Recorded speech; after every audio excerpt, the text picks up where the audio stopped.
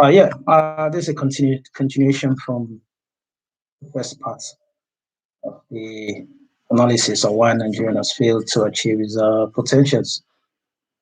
Like I was saying, Lagos State, for example, if Nigerians are serious, the Nigerian government is serious about the development of Nigeria, we could uh, develop each region. Like I said about Lagos State, Lagos State was allowed, for example, to develop its own pace. Lagos State could become a financial hub, and the entire Southwest could become a financial hub for Nigeria. Lagos State could become a financial sector and aviation sector from the sectors for Nigeria. And this could yield billions of dollars for the country and the region. We could make the southeast part of the country to become a manufacturing hub for Nigeria. The southeastern part of the country could become the automobile and manufacturing hub of Nigeria. The government would invest $500 million every year for the next 4 years in terms of manufacturing and the promotion of other manufacturing industries within the southeast part of the country. This will generate jobs because these people are very good in manufacturing. They have the technical know-how, they have the expertise in manufacturing. We could do the same in the South-South. The South-South could become a petrochemical hub. Yeah, petrochemical companies, fertilizer companies, ethanol, and various petrochemical companies can be set up in the south part of the country. Then we could go back to the north. The north could become a hub for agro-allied industries where agricultural produce and manufacturing companies can be set up in the north. We could also invest in steel and iron ore in the north. And if we could do this, this could help the growth of the country. There will be less emphasis on religion, less emphasis on regional sentiment. We can pull the entire country together. There will be less emphasis of thinking of breaking up out of Nigeria or wanting to become who is the president of the country. And this can be done. Nigerians generate an average of $60 billion every year from crude oil receipts, from taxations, from excise duties every year. You can take $5 billion out of the $60 billion and focus on industrialization of the country. Within 10 years, we could industrialize Nigeria. But those who are in charge of governing this nation would never do that because the day the citizens become comfortable, the day the citizens knows their right, the day the citizens do not need to come to government and seek financial assistance, these citizens are living a comfortable life. The citizens will begin to think independently, irrespective of a particular tribe or religion or region, determine who governs them. Let me give you a situation. Dubai, United Arab Emirates, was a desert. It took the UAE 24 years to transform the desert to become one of the most beautiful places on planet Earth. 24 years. It has taken Nigeria over 20 years of the return of democracy. You don't have a single super highways in the country. There is no interstate highways in the entire federation of 10 lanes without potholes in the whole country. This is a country that generates $60 billion every year. You don't have roads. Airports are dilapidated. You don't have electricity. You don't have hospitals. You could not build better schools. University students have to spend 10 years for a 4 years course because of constant strike. How do you intend to achieve your potentials? If citizens are not being educated in the right universities, people are not allowed to graduate at the stipulated time. That has been the reasons why this country has not progressed. Nigeria is a very rich country. Those who govern this country have looted this country and failed to develop this country. How come a nation does not even have a hospital? In 20 years, you could not build just one hospital that can be used in treating government officials. 20 years, you could not build a single hospital. Build one hospital and recruit the very best doctors around the world to work in that hospital and pay them more than you pay the other doctors in the country. It's just shocking. When Nigerians are in Nigeria, they do not achieve the best. When they leave Nigeria, they become one of the brightest minds around the world.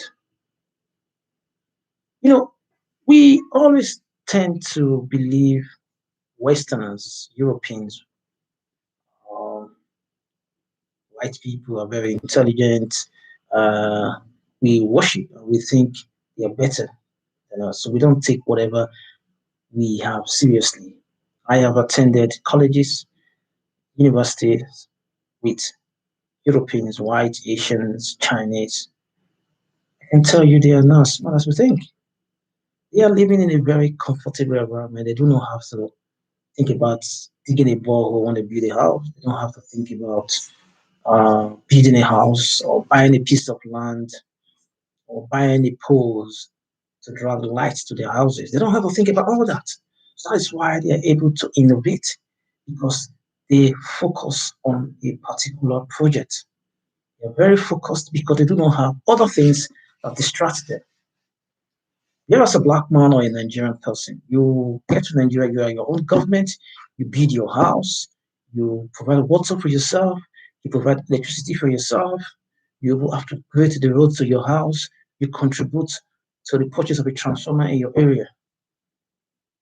And as a result of so many hindrances in between yourself, you would not have the capacity to think. And also poverty. How do you expect a man who is hungry to start thinking of building an airplane, for example? The man is too busy, hungry, looking for food to eat. He or she does not have the time to start thinking how he or she intends to manufacture or produce an airplane. I'm a little bit deviating from what I'm trying to say. I'm saying all this because these are the effects of why the country has not achieved its potential because the leadership has failed to invest in the people. We must invest in our people, in education, in healthcare, in roads, electricity, in security, transportation. These five sectors, if the Nigerian government, the leadership of this country can focus on these five sectors, the country will grow rapidly. But they wouldn't. The Lagos Benin Express Road has been in construction since I was a kid. It's still not completed up to today. Over 20 years since the return of democracy, we've not completed one road that connects one state to another in 20 years. This is a country that generates $20 billion within 6 months. Could not construct a road. How would you achieve your potential?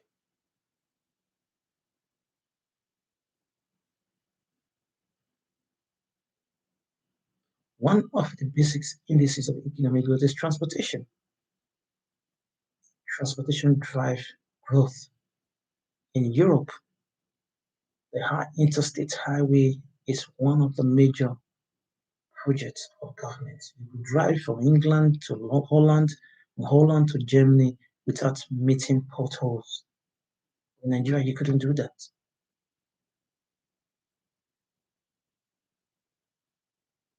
That was the problem of the country. We must decentralize the country system of governance in Nigeria in order for Nigeria to achieve economic growth and development. Every region must be allowed to govern at their own pace. You cannot have a centralized system in a country with diverse ethnic groups and expect to have peace. Everyone must be allowed to govern at their own pace.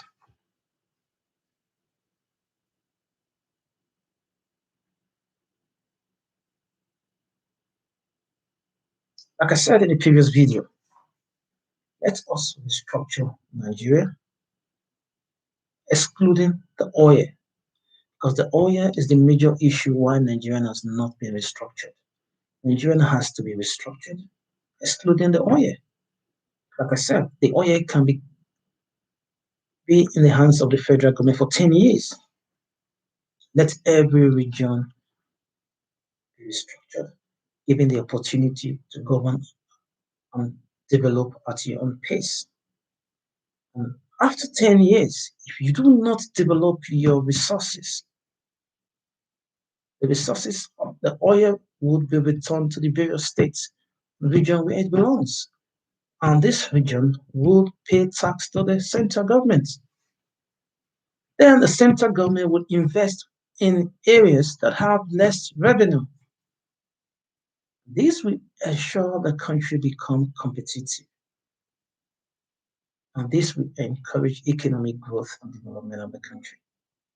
This will reduce the level of poverty. It's just simple. Here in the West, the government is investing heavily in education, in healthcare, in housing, and in road infrastructure. These are huge amounts of money invested in European economies. If people have jobs, they will be too busy to start thinking about committing crime or start thinking of breaking out from the country. But when people are idle, do not have anything to do, they're looking at the slightest opportunity to commit crime. There is so much insecurity in the country today as a result of poverty. And this poverty is a deliberate poverty imposed on the people by the government as a result of the constitution. The constitution has to be changed in order for Nigeria to achieve its full potential. Thank you.